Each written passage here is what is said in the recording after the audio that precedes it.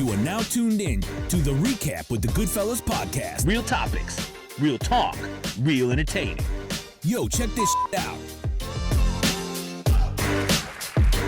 Crazy. You mentioned Jay-Z vibes, and I was just sitting thinking like the artist who I think right now who gives me the most Jay-Z vibes is Benny the Butcher.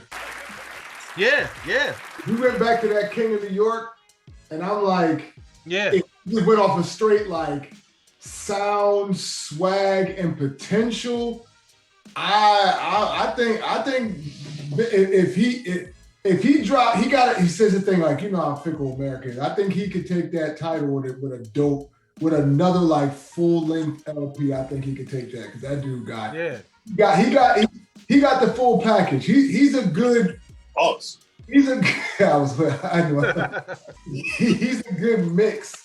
Yeah.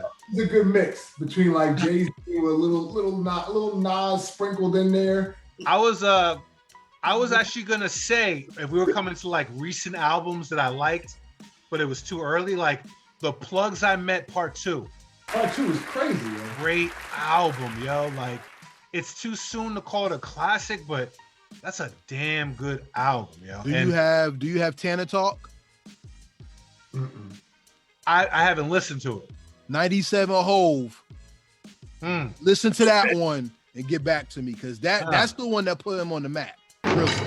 No, if you like him. I also want to say, shout out to my man Karevia Heritage Hip Hop, because we had this talk about the King of New York, and he was quick to be like, yo, Benny the Butcher and Conway the Machine as his personal pick. But because they're in upstate New York, they don't get necessarily the same type of shine or recognition.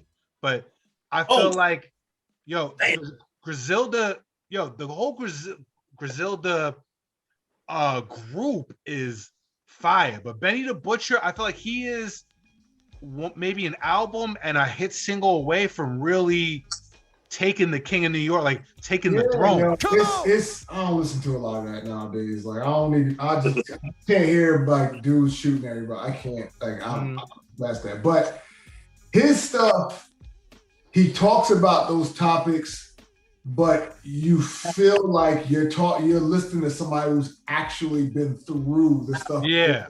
talking about.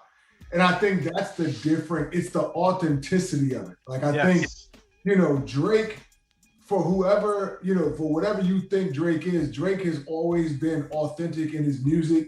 And I think people have always been able to relate to things that Drake says and just, same thing with Kanye, same thing with, you know what I mean? Like I think J. Cole, Kendrick Lamar.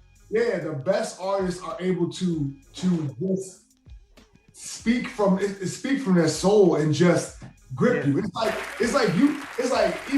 not music, but Dave Chappelle. Dave Chappelle to me is the GOAT because Dave Chappelle could walk into any room right now, take a microphone, and you are going to listen to anything that dude says.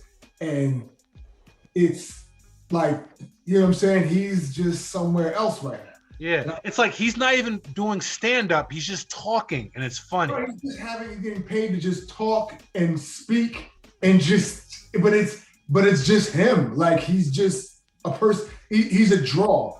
For whatever Lil Wayne is, he's a draw. I don't listen to Lil Wayne, but Lil Wayne is holding on to them braids. He's holding on to his fan base. You know what I mean? So yeah, so Benny to me is another dude that just seems he's like an album away. Yeah. He needs a crossover hit. He needs a radio. Yeah. Yo, speaking of crossover hits, I hate to interrupt.